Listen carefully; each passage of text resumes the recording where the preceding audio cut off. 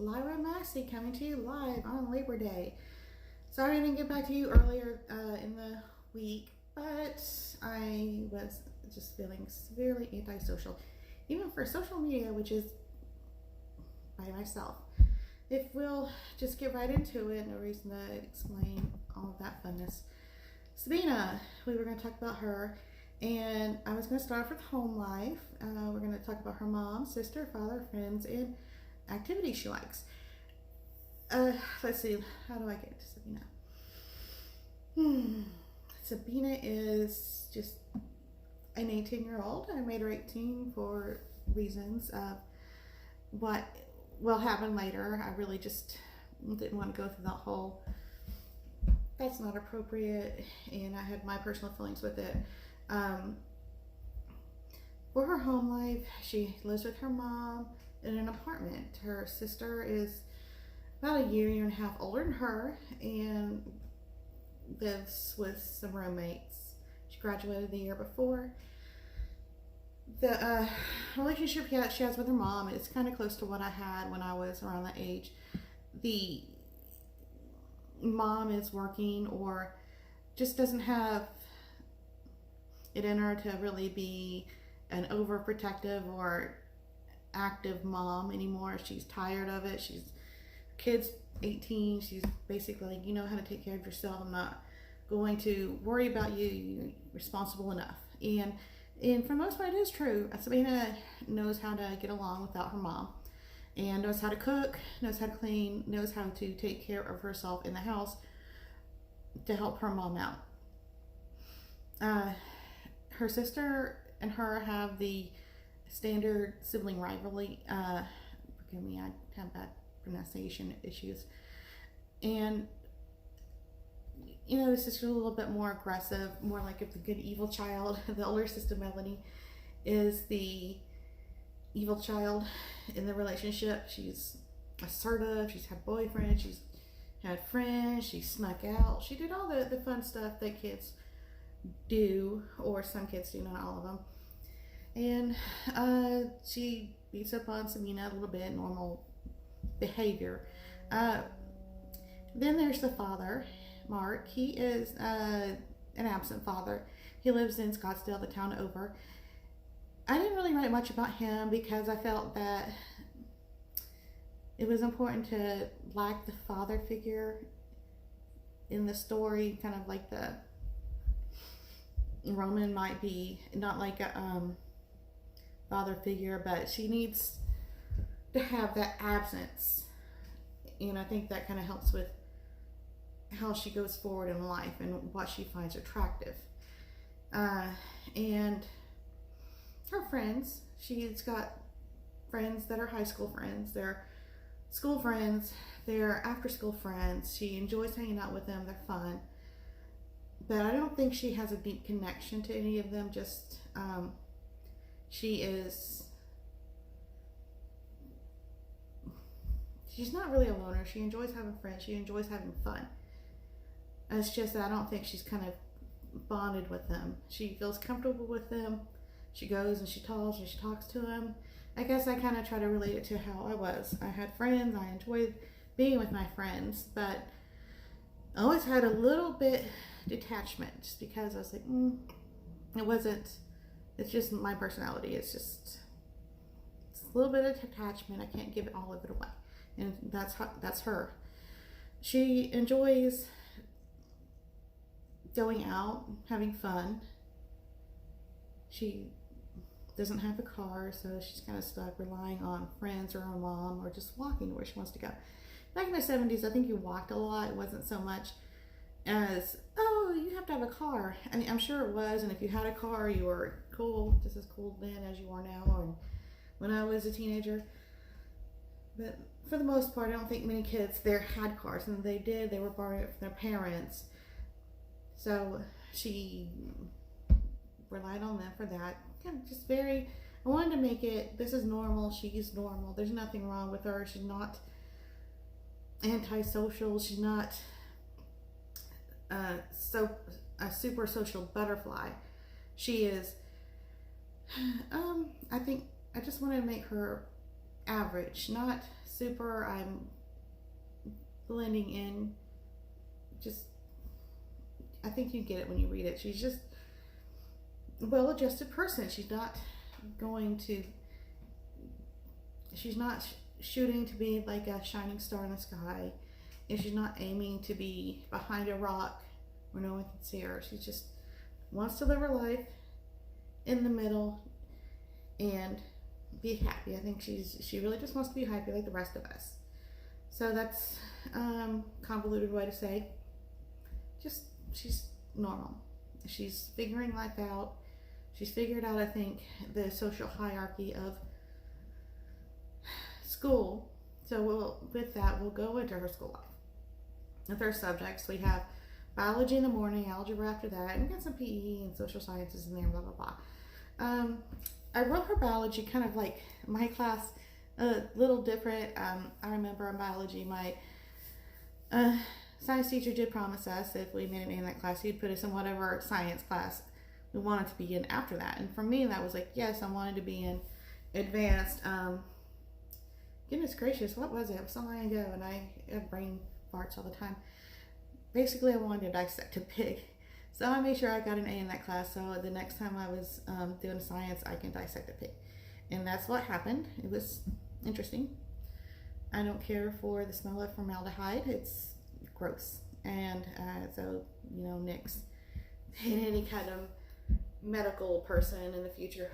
But it was interesting and fun, and I enjoyed learning about biology. It's fun to learn it, not so fun to put your hands in it and smell it. Yeah, algebra, good, near my heart. I've always had a problem with it, understanding it and remembering it. So it's easy enough for me to write about it and write about kind of your experiences there, where you got smart kids, you got kids who are quiet like you, and you're like, I just don't know what's going on. And you don't feel comfortable stopping the class every 2 seconds because you don't understand something. And, excuse me, sorry. I'm allergic to the day. It's too beautiful for me. And, alright, so for algebra, she doesn't understand too much. And myself, I always felt really self-conscious stopping, saying, I don't understand, please clarify, because sometimes you just don't learn this so quickly. And you're like, I just don't get it. And she doesn't get it. And I just wanted to be able to express my frustration with not always understanding what they're teaching, and it just doesn't click. It makes you feel really stupid, and I wanted to kind of put that out there, how it makes you feel when you don't get something fast enough. And then you feel stupid, and you really feel like everyone else thinks you're stupid, because you know how you think about people who don't get it fast enough when you understand something. So it's just this, trickle down stupid. Roman, he tries to help her. He tries to get her to understand and comprehend what algebra is and how you relate it to life, and how you can work the problems out. It's not, sometimes you do need concentration time, you need focus time, you need a lot of it. And life doesn't always give you a lot of focus and concentration time. That's a big thing for me. Going to high school, even going to especially college, oh my goodness. You need a lot of time to study and concentrate and learn the material, and you just don't have it. So you have to steal that time wherever you can. And sometimes it's just like there's so much you have to learn, and unless you really pick up things quickly and retain quickly, it's a challenge that you have to work through. So then she has PE. PE is fine. I put the push-ups in there because I was never like doing push-ups, and PE either. I was like, oh my goodness, these are hard. I did do exercises, and I was active in PE, but it was just a fun little tribute to when you were young. And so the subjects were just subjects, and they relate to my life and how I got through school in some ways. Studying, I did, when I was in high school, I really didn't study a lot. I just barely studied. I did try sometimes when I wanted to improve my grades, I studied. Otherwise, it was like, what have I learned? In algebra, I had such a hard time that I didn't study because I just couldn't find the motivation. I couldn't find the belief that I could do it. I still not really good at it. I made it through calculus, I think, by just pity. And So her friends in school, and we'll start with society. Society, I like to refer to it like the common way prison and society is. When you're in school, you get like prison food. It's not the best food. Some of it's really gross. Um, the popular kids, the bullies, the people that are isolated. It was important because that's school. School can be dangerous. That's why you kind of have to find the middle ground. You can't. I mean, you can be super popular, but you need the attitude to carry it off because you're almost got to be a bully in some ways.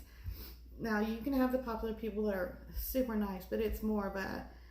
I always thought in my head more of a, I want to be the beauty queen nice. I'm going to be nice to you because I want to win popularity, not because I'm a nice person. There's a difference between I'm genuine nice and I just want to be popular nice. I want to win something. I'm getting something out of this other than just a good feeling in my heart and a smile on your face. And so she's not like that. She doesn't have the personality to carry that off. I think Melody does. She is popular. She has personality to carry off what it took to be popular and to be feared in a bit. She could do that. That's why Sabina she had her group of friends and that kept her protected. They were not, so she had the football player friend that kept her protected, basically from being messed with from the popular kids or any kind of bullies, because she was close enough to the popular niche that she can just be left alone. No one just left her alone. She's fine. She's cool. And it's a good safe place to be. Like in prison, just know someone that can be dangerous and you're good. You're set. And so with her relationship with Rebecca was isolated. And if through high school, I found that if you're isolated, you get picked on, you get tortured. People find you as the weakling in the herd, and they will rip your throat out and slaughter you if they can, or they'll leave you to like the wild pack of wolverines or whoever can eat you at the bottom of the pack.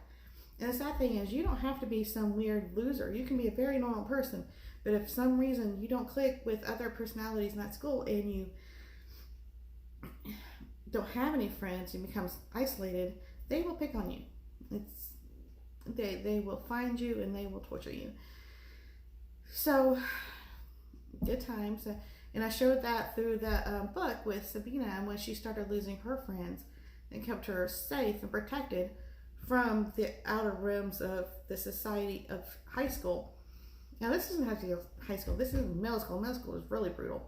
It just shows you how society is still a herd and how it has the herd mentality and behavior. So as the outcast, first they just don't like you. There's something in your brain that's just like, I don't like them.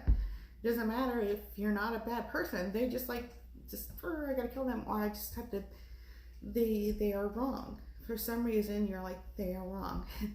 And I don't know, I think they take some science and some studying to figure that one out. So, as she goes along and she becomes less popular, loses her friends, she gets picked on, she gets teased, she gets beat up, because those are things that happen to you in school if you are alone.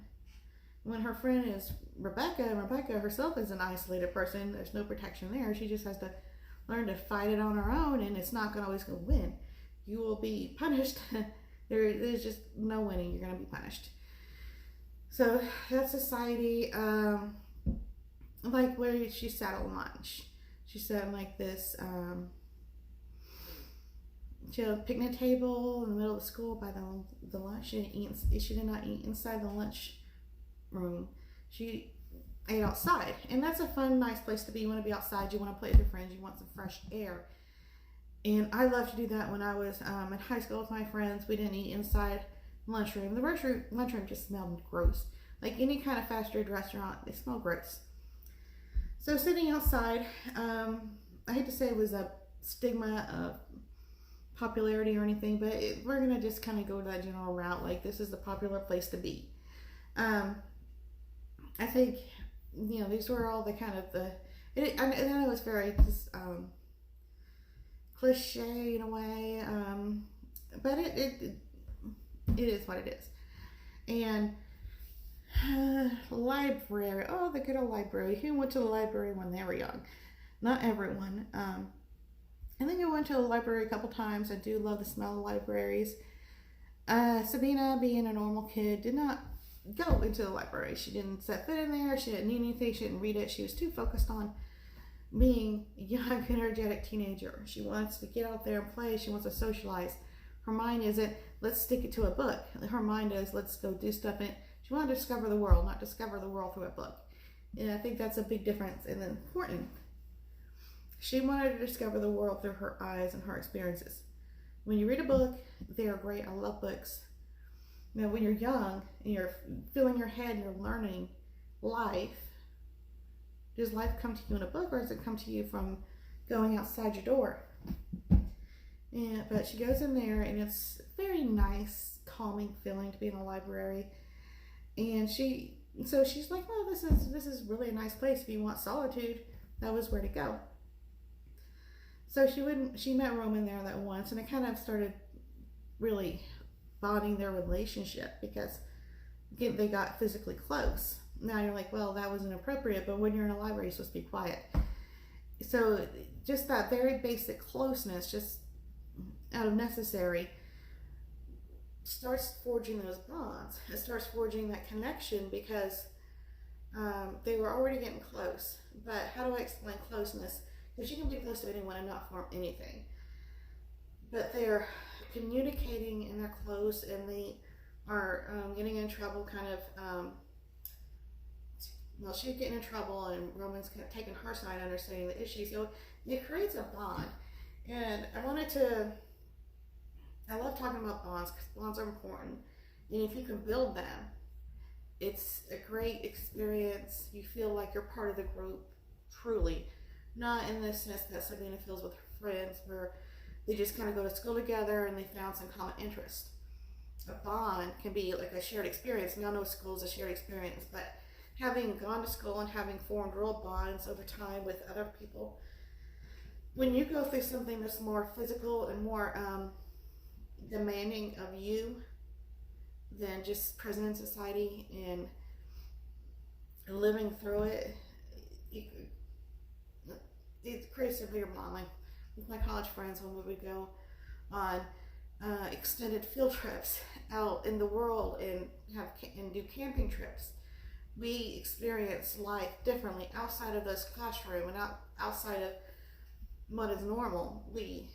So we had to pee in the woods, poop in the woods, eat in the woods, find things, help each other, be patient with each other, share water. I mean, we have the rustic real experience, and those created deeper bonds, at least for me, and I know for them. So that's what I'm trying to get at with bonds. There's the standard bond, and then there's the one where you really go deeper with someone. And that's what happens to Sabina and Roman. They go deeper. So, yes, that kind of goes into Roman and how their relationship grows. And when she accidentally runs into him over the weekend, and he's like, "Hey, just join me. I know you're hungry." He's just being a very nice person. He's not going to let someone go hungry. And he's just a nice person, and he's like, let's. And he kind of, I think when through their time at school, they stopped seeing each other so much as student and teacher and as real friends. And once you kind of, that boundary has been crossed, I don't really think you can go back, or at least it's not easy. You would have to really, put that shield on your brain and say no more. But so they had crossed that boundary, and now when they were together alone, they crossed that boundary anymore. So she's no longer really a student. He's no longer a teacher. They're two adults just connecting. And going into those relationships, her relationship with Thomas. I like Thomas. He was actually based off one actually particular person that I've known in time. And so he's fun. He's really responsible. He's handsome. You really like him. And he's just active, and you can have a good laugh with him. But Sabina kind of sees through that, and it's like she sees it as a shallow relationship. One of my friends that read the story is like, I want to know more about Thomas because he sounds really interesting and fun. It's like, yeah, that's true. He is interesting, he is fun,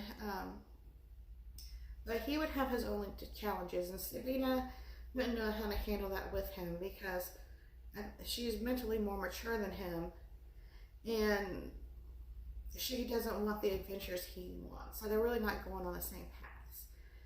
I mean, like I said, my friend was like, well, they can be together. And one day it's like, not really. They're not, where they're going in life is not the same place. So even if they did get together and even got married, they'd get a divorce and hate each other. Because it's not where they want to go, where their souls want to go, where they should be in life. It's not the same places. They have different things they want. And so it would be just a friendship in high school. Right now we're on the same path, doing the same things. But when this is over, they want to do something different with their life. And I wrote Heather as her girlfriend.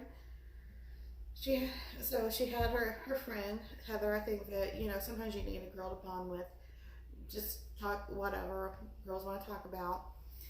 And I don't feel like Sabina ever really got too close to her. She calls, she talks, she chats, talk about boys and makeup and everything else, but I think she held back with her just because it's like there's a little bit of how much do I trust you? And we all have that where you don't know why you don't trust someone completely, but you don't. And it happens. I mean, I guess you have to have trust issues, and I have serious trust issues. And you can have friends, we kind of keep them at a little bit of distance. And with her and Heather, she likes Heather. She doesn't wish anything bad with Heather, but once high school was over, she would move on with her life without looking back.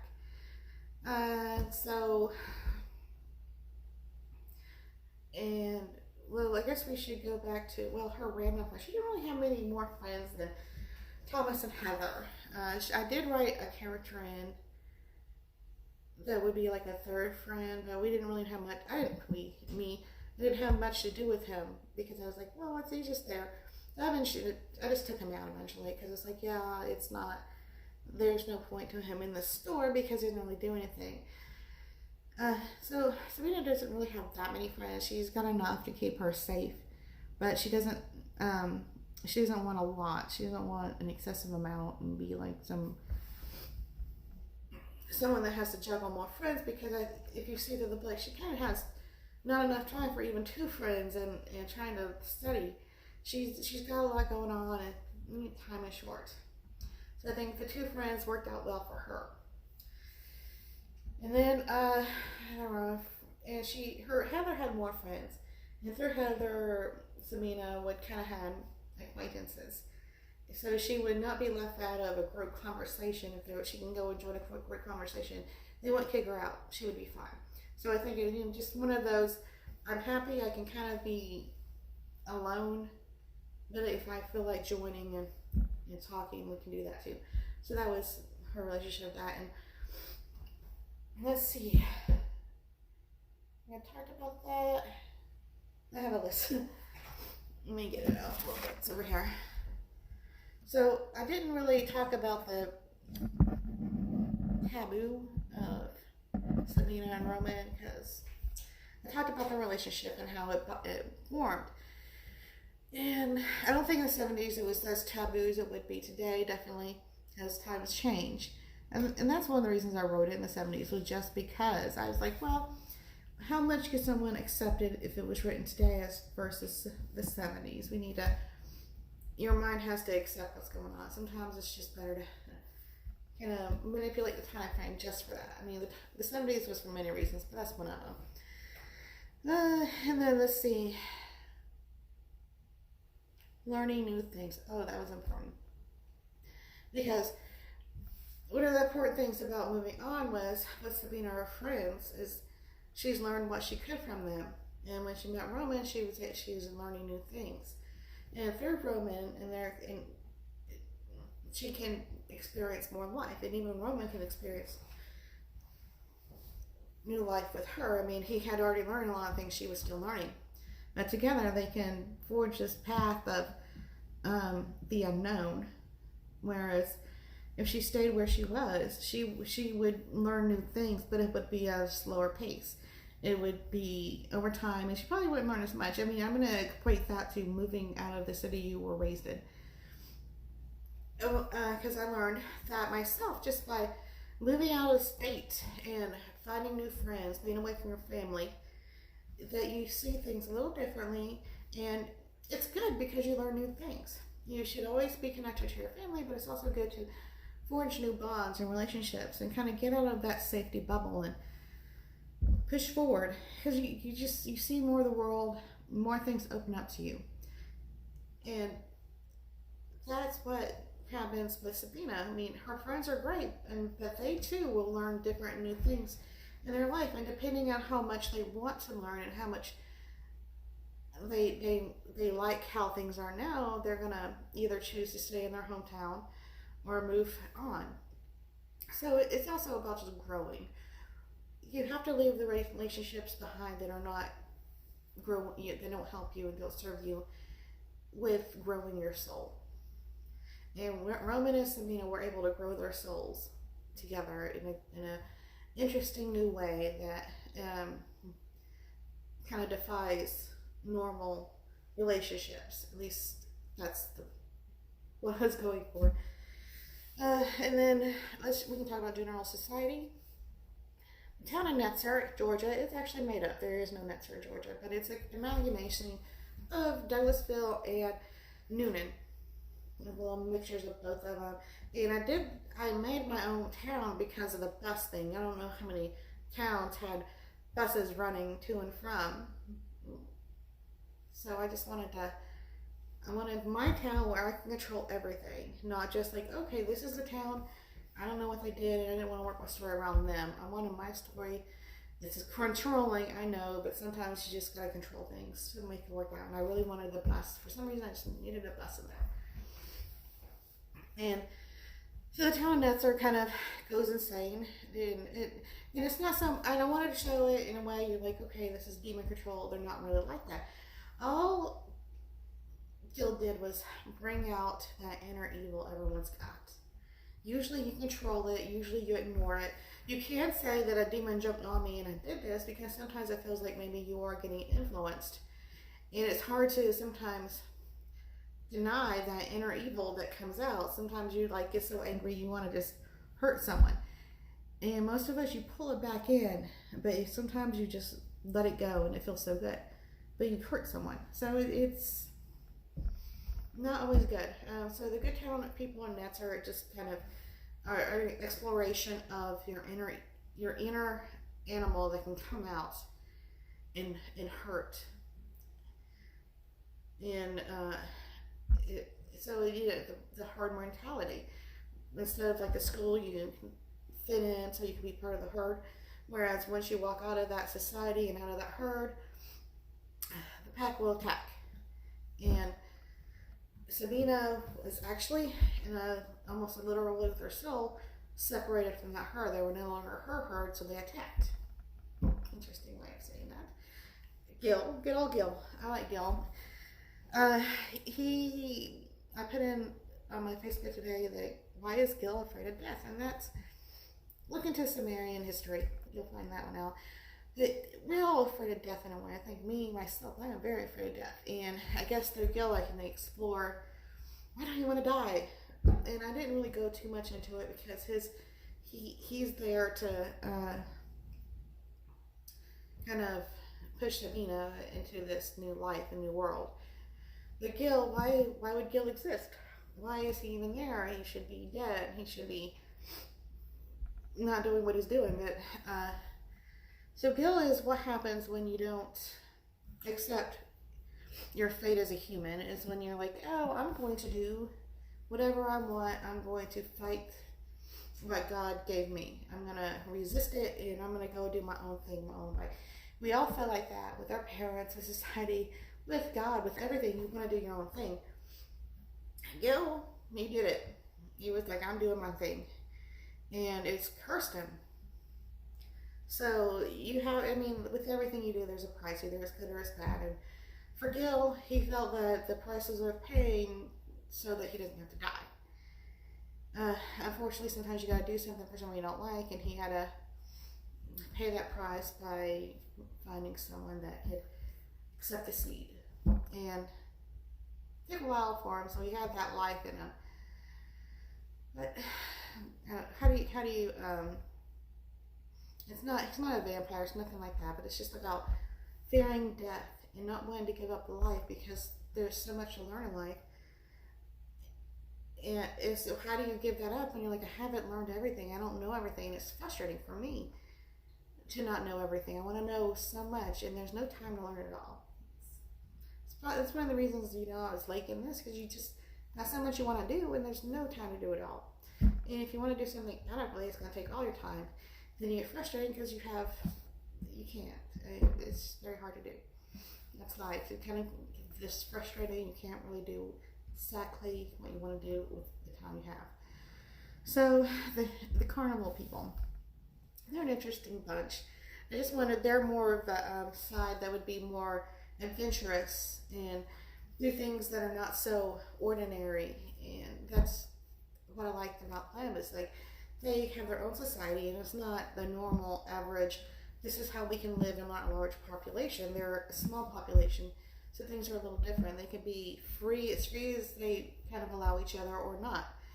And I liked Mary, I liked Seamus. So they're a fun little family. There's more I want to explore with the carnival, so that's kind of why I brought them in. I really want to explore that life more, so it looks really fun and interesting.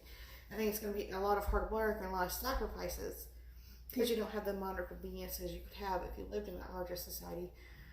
But they kind of explore not your general religion, but I think they kind of go out of it and explore the spirituality more than you do in a society where it's read the Bible, do this. In the carnival, it was, we're going to explore religion and God and nature and through our souls. We're not gonna do it in a still building. So someone telling us what to do. We're gonna do this as free people. So kind of what the carnival for me represented was the freedom of exploring your soul and your exploring God. And we didn't really get into it because I can't spend much time with them. Like I said, this is why I want to get back with them, because it's just, I think nature is very fulfilling. If we can get back to it, it would be better for us all. Oh, and drinking. I know that Sabina is pregnant and drinking. In the 70s, I didn't care. They was smoked. They didn't know anything about it. And I just thought it would be fun because teenagers drink. They do. They have the stamina. They can do it. As older people, me especially, saying no, just no. And I just thought I was just let her go. I mean, she just had a hard time. Sometimes you just need I just need to get out of my head for a minute, and that's what she needed to do. And it was just a fun little scene to write. And then her and Roman's decision with the baby. I mean, usually you would probably I think this needs to go. This baby is not good for us as living beings. But I liked Roman's take on it, which was, if we don't do it, someone else will. Someone else will have the baby. And I know it's all about control again, because control is kind of like, if we have this, we keep the baby, then we can raise the baby right. And I think it's kind of pointing out to Persiadnea and why all this happened in the book. Choices and control. Who's got control? You've got minimal control, someone's got more control, and it's just a big bundle of control freaks. So, because Sabina, she doesn't want to give up the baby because it's hers, and she's like, it's Roman's, to her heart, it's Roman's baby, regardless of what some random person says. And she doesn't, I mean, I think she's ready to be a mother in her own way. I know a lot of people in these society this day and age would be like, there's so much more to do, she's too young, and I would agree. Just because not everyone wants to have kids. But in the 70s, it was more now, it was something that happened more and encouraged get out of school, get married, have kids. And whereas today it's get out of school, live this single life, sleep with everyone, get diseases, maybe have a kid. It's a different world in that way, and family is important. So they're keeping the baby. It kind of allows them to be a family, and they can kind of, in a way, protect themselves and protect the human beings from an evil entity. Because it's like, how can they ultimately control a god? But you can't influence a god, and that was ultimately the reason for that is you can't influence if you can't control. All right, that's all for today. I will get back to you in a week with who do you want to talk about. Do you have any questions about this? It won't be as long because it's not going to, because Sabina is the main character. We'll talk about Roman and his decision making and what he does in life. Thank you very much for watching. I'm sorry I rambled on. Have a good day.